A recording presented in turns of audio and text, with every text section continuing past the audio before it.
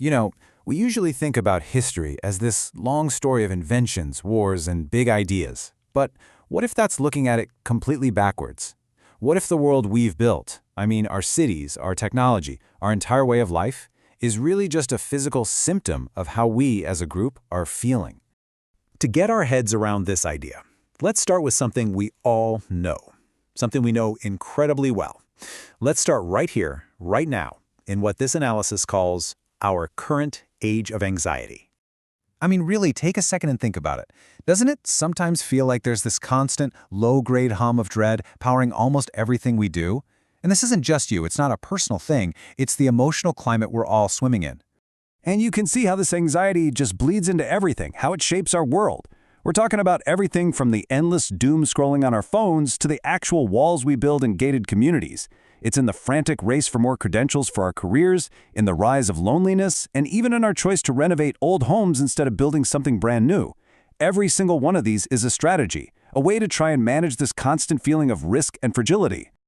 So, this brings us to the really big question, the core idea of this whole explainer. What if you could understand the entire sweep of history, not by tracking ideas, but by tracking the dominant collective mood of each era? To even attempt that, we're going to need a framework. We need a way to see how a simple feeling can become so powerful that it literally builds the world around us. And here's the concept at the heart of it all: emotional architecture. It's the idea that a collective mood is never just a passive backdrop. Nope, it actively shapes everything a civilization makes. Its art, its stories, its economic systems, its buildings, and it does it in a powerful, self-reinforcing cycle. And here's how that loop actually works. It's like an engine. It starts with a dominant mood. That feeling then shapes the culture. You know, the stories we tell, the values we hold. That culture then gives us our strategies for how to live, how to succeed. And those strategies are what build our physical infrastructure. But here's the kicker. That very infrastructure then reinforces the original mood, and the loop starts all over again. It's an incredibly powerful force. So, now that we have this framework, let's put it to the test. Let's take a lightning-fast tour through the last 1,000 years of Western history and see if we can trace the path that led us right here, to our current age of anxiety. According to this way of thinking, we can map out 4 major emotional eras. We've talked a bit about our own era of fear, but to really get it, we need to go back to the beginning, to the era of transcendence. Think about it. Back in the Middle Ages, life was often short, violent, and unpredictable. The dominant emotion, a kind of raw existential dread. And the only rational response was to channel all that fear upwards into total submission to a divine order that promised some kind of meaning, some kind of salvation at the end of it all. And that mood built a very, very specific kind of world. You saw it in the Gothic cathedrals, literally designed to make you feel small and draw your gaze up toward heaven. Your identity wasn't something you discovered. It was fixed by God in a great cosmic hierarchy. Even economics played by these rules. Greed was a sin, so prices were supposed to be just, not whatever the market would bear. Every piece of infrastructure, from the skyline to the town square, was built to reinforce your place in a divine and unchanging order. But of course, that system eventually broke. When plagues and wars and crises showed that the old authorities couldn't always protect you, the emotional focus started to shift. It turned away from the divine and toward the human. The new dominant mood became wonder. What are we capable of? What can the human mind figure out? And this newfound curiosity, well, it built a whole new world. The infrastructure of this era was all about celebrating human reason. Architecture was now designed around human proportions in symmetry, not God's overwhelming glory. New technologies like the printing press and the telescope were like extensions of our senses, literally changing how we saw the universe. And the very idea of government shifted. It was no longer about divine right, but about reason, consent, and a social contract. This was a world built to explore and reflect our own potential. But here's the thing. The tools that curiosity gave us, science, capitalism, rational organization, they were almost too powerful. They didn't just create knowledge, they created the power to extract, produce, and accumulate on an incredible scale. And so, the question, what can we know, slowly but surely mutated into how much can we get? And that ushered in the era of greed. The infrastructure of greed.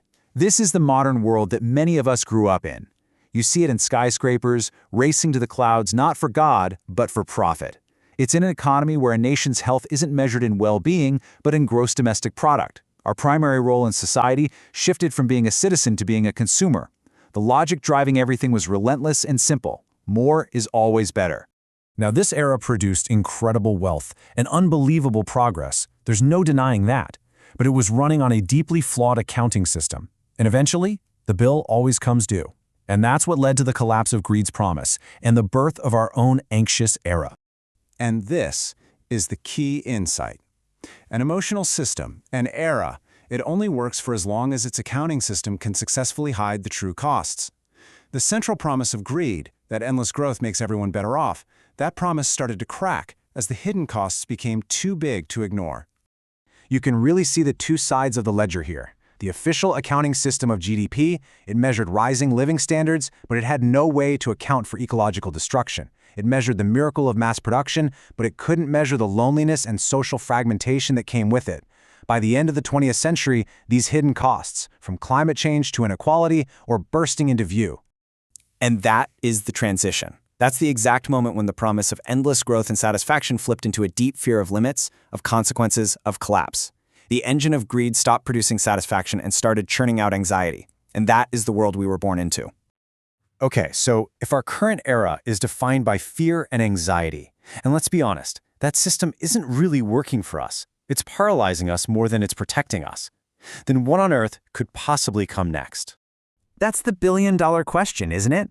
If this whole culture of risk management is just making us more exhausted, more divided, and more afraid, what would a new emotional orientation even look like? What would it feel like? Well, the source material puts forward this really interesting idea, a potential fifth era called tragic acceptance. Now, this isn't about giving up. It's the exact opposite. It's about looking at the hard truths, square in the face, that some things can't be fixed, that we face real limits, and choosing to act anyway. It's about finding and building meaning right in the middle of all that uncertainty.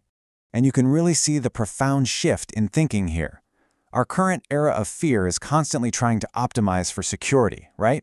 Its main strategy is to build walls and defend against threats.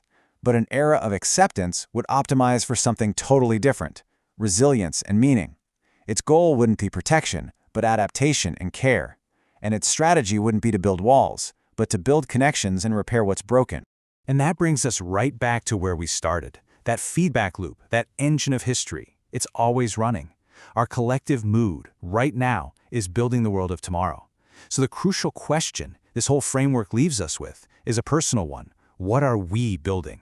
Is our fear just building more walls? Or are we maybe, just maybe, starting to lay the foundation for something new?